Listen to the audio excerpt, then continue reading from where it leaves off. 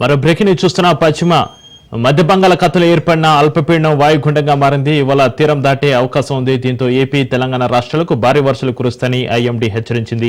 3 రోజుల పాటు భారీ నుంచి అతి భారీ వర్షాలు కురిసే అవకాశం ఉన్నట్టుగా తెలిపింది. అల్లూరు జిల్లా, మన్యం తూర్పు, పశ్చిమ గోదావరి జిల్లాలో భారీ వర్షాలు కురుస్తాయని ఐఎండీ చెప్పుకొచ్చింది. ఇక ఎల్లుండి వరకు మత్స్యకారులు వేటకు వెళ్లవద్దని హెచ్చరికలు జారీ చేసింది. భూపాలపల్లి జిల్లా, ములుగు, కొత్తగూడెం జిల్లాలో మోస్తారు నుంచి భారీ వర్షాలు కురుస్తాయని తెలిపింది. ఇక తెలంగాణలోని 5 జిల్లాలకు ఆరెంజ్ అలర్ట్, 15 జిల్లాలకు ఎల్లో అలర్ట్ జారీ చేశారు.